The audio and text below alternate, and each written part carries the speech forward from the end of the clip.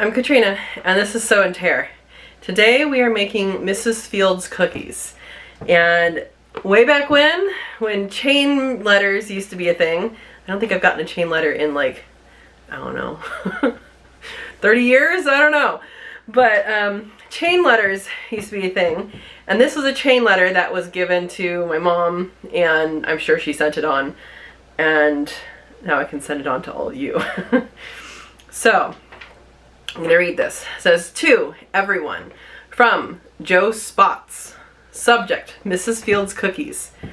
Date, 1/31/86. Okay? 1/31/86. A woman who works with the American Bar Association called Mrs. Fields cookies and asked for the attached recipe. She was told there was a $2.50 charge for the recipe. She assumed it was $2.50 and she charged it to her Visa. It was not $2.50, but $250. In order to get her money's worth, she is passing the recipe out to everyone.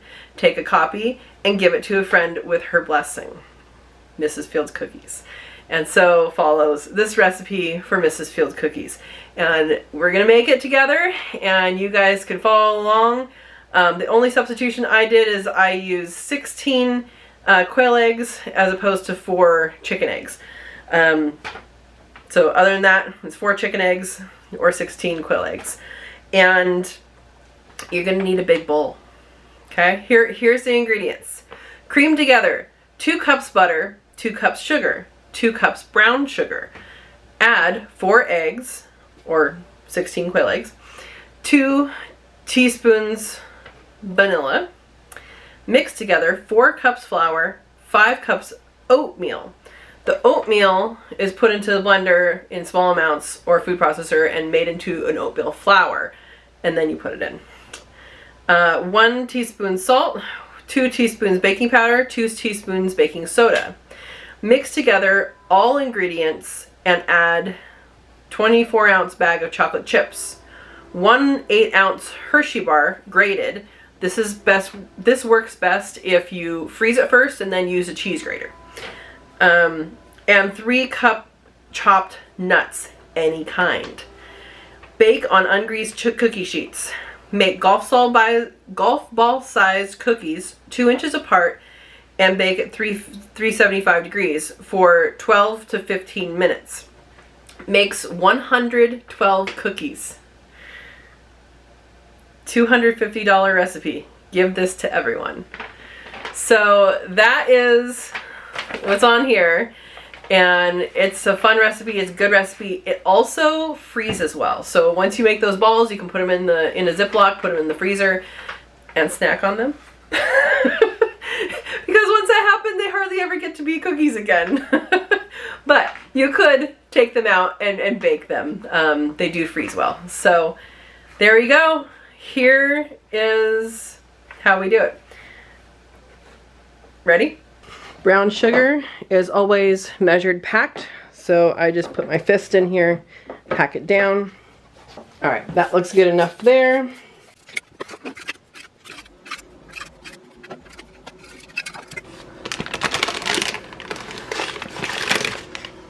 All right, here's my 2 cups butter.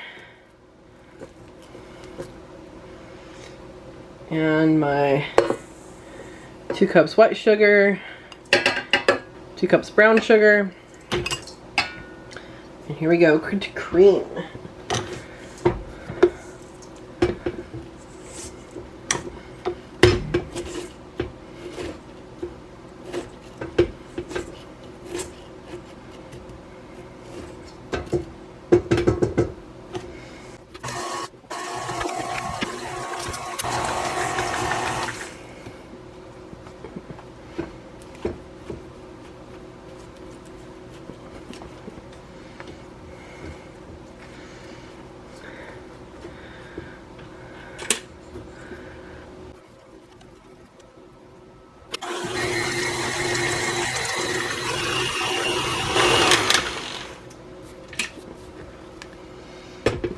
So this is a lot to put into the mixer stand at once, especially since my brown sugar was pretty hard. So it's going to take a little bit more work. It is starting to cream though. Alright, that looks pretty creamed. Alright, next in goes the eggs and the vanilla. First I'm going to scrape the sides.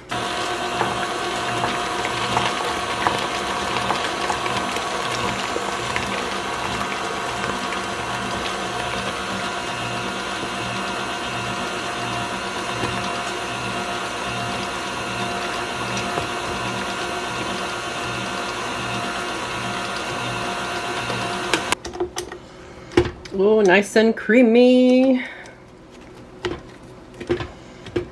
Our liquids are done. Moving on to our solids. I told you need a big bowl. Now I am using a rolled 9-grain mixture instead of just oats. So there will be some flax seeds that are a little bit larger, but basically you're wanting, well, this is kind of a rough mill, but it's okay. Looking for like a powder or a rough flour from this. And 4 cups flour. 1 teaspoon salt. I'm using pink Himalayan. 1 teaspoon baking soda. 1 teaspoon baking powder. Let's mix it all together.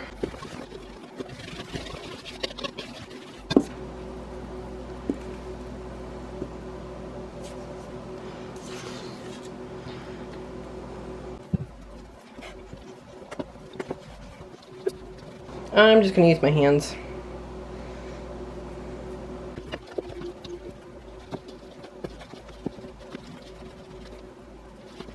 Okay. Now to add our extras. 24 ounces of chocolate chips is 3 cups. And whenever recipe does not identify the type of chocolate chip, it's likely going to be the semi-sweet, which is what this is. For this recipe, I'm going to use walnuts. Walnuts and pecans are both really good for this. But any kind of nut is good. 3 cups chopped. I might have to add more pecans. Right, I'm going to do walnuts and pecans.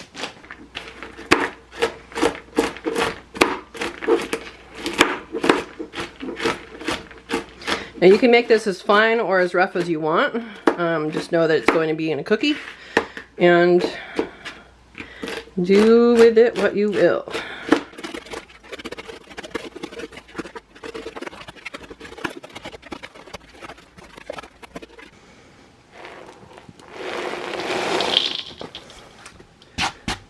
Now it's supposed to be measured 3 cups chopped nuts, but I'm going to say it's close enough. Probably under 3 cups, but that's okay. The recipe calls for 8 ounces of Hershey bar, and this giant Hershey bar is 7.56 ounces. This is another example of shrinkflation. So we're going to grate this whole thing. So this Hershey bar is frozen, and I'm going to grate it. Don't really know the best way to do this. Every time I try and do this, it feels like the first time.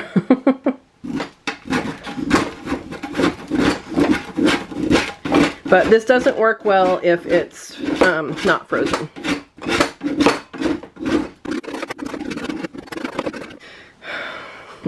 It's melting.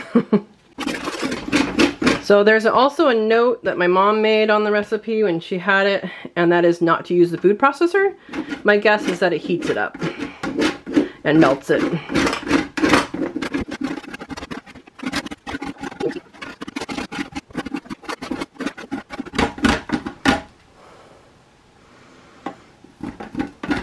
Okay, those ones will have to get chopped.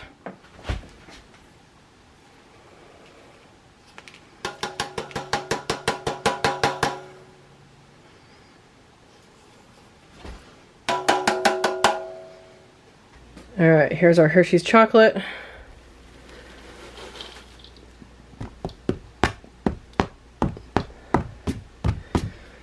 And here's what I chopped. Little bigger pieces, but it's okay.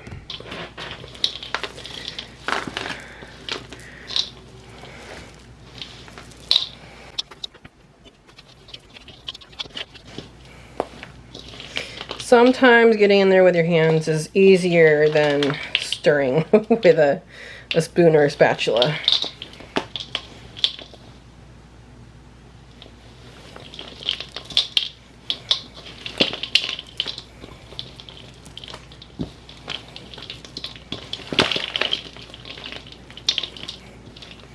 All right.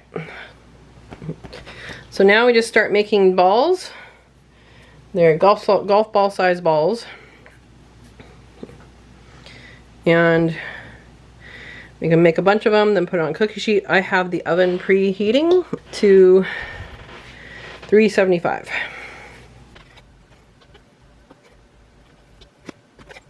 All right, we're doing ungreased cookie sheet. Set 2 inches apart. Typically, that's a big one, but that's okay. Typically that means 3, then 2, then 3. If you have a big cookie sheet, you can kind of alternate 3.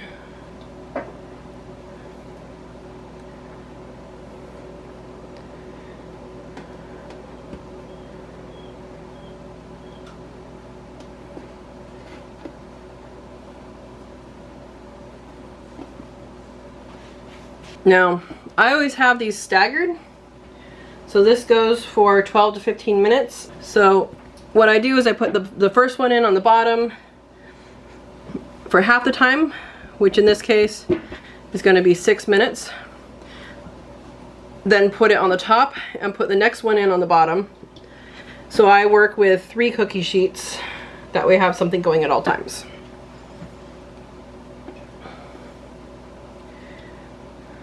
I think my golf balls are a little bit big. Alright, I know the light's not very good over here, but I have stuff on the counter. So, I have these stacking cookie drying racks, and it works really well for small spaces. And I did end up going 7 minutes on a side, not 6. And so that's going to depend on your own oven.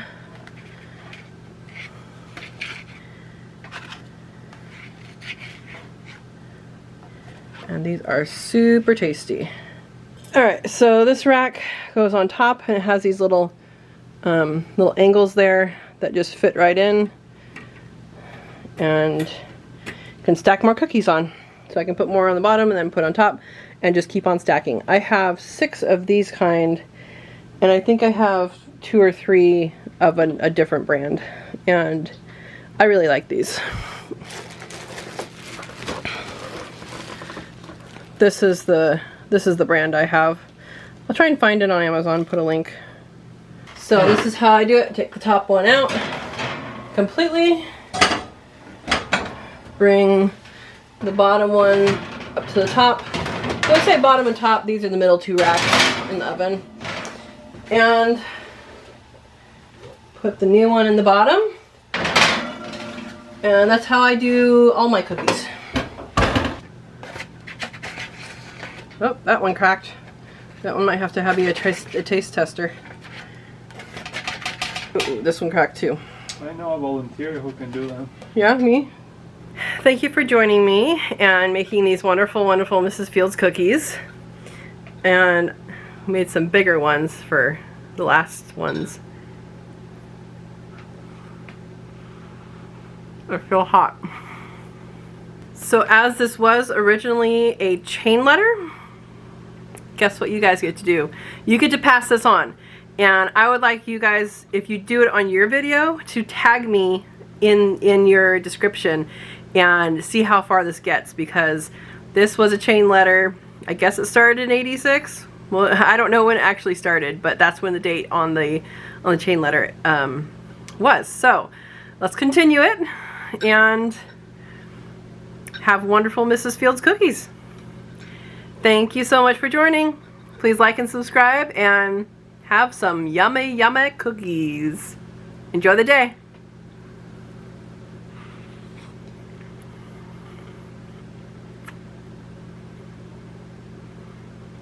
These are especially good dunked in milk. Set it in for a few seconds, let it get all soaked up. So good.